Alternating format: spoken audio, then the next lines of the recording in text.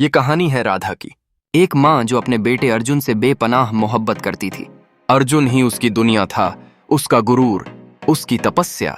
सुबह 4 बजे उठती थी राधा। पहले बेटे के लिए दूध गर्म करती, फिर टिफिन में उसके पसंद की आलू की सब्जी।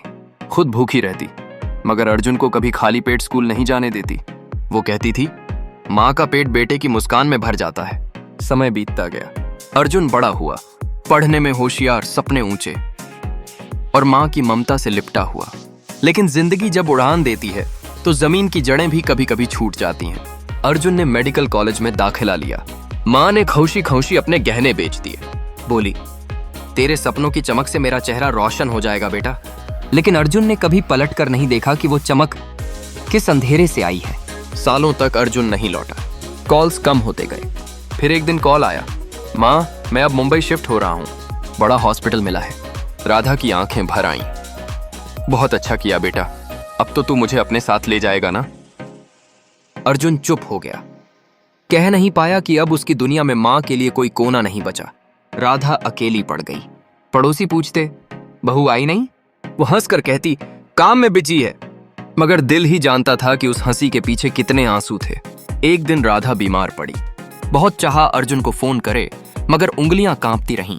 और एक दिन उसने चुपचाप बैठकर एक चिट्ठी लिखी, एक आखिरी खत। बेटा अर्जुन, जब तू ये पढ़ रहा होगा तब मैं शायद इस दुनिया में नहीं रहूंगी। नाराज नहीं हूं तुझसे, बस तुझसे बहुत प्यार करती हूं। तुझे अपनी दुनिया में इतना व्यस्त देखकर दिल को तसल्ली मिलती है, पर कभी कभी ये दिल चाहता था कि तू एक बार माँ कहकर पुकारे, बस एक बार। तेरी माँ। चिट्ठी उसके पास पहुंची, लेकिन बहुत देर हो चुकी थी। अर्जुन जब गांव पहुंचा, माँ जा चुकी थी, एक मिट्टी की चूड़ियों के साथ। और एक पुरानी चारपाई पर पड़ी वो चिट्ठी, जो शायद जिंदगी का सबसे बड़ा आईना थी। कभी कभी हम सबसे करीबी रिश्तों को सबसे दूर समझ लेते हैं, और जब तक एहसास होता है तब तक बहुत देर हो चुकी होती है। माँ एक बार माफ कर देती है, मगर वक्त कभी नहीं। ये कहानी थी एक माँ की, और शायद हर उस इंसान की जो ममता को डेली कॉल में नहीं मापता।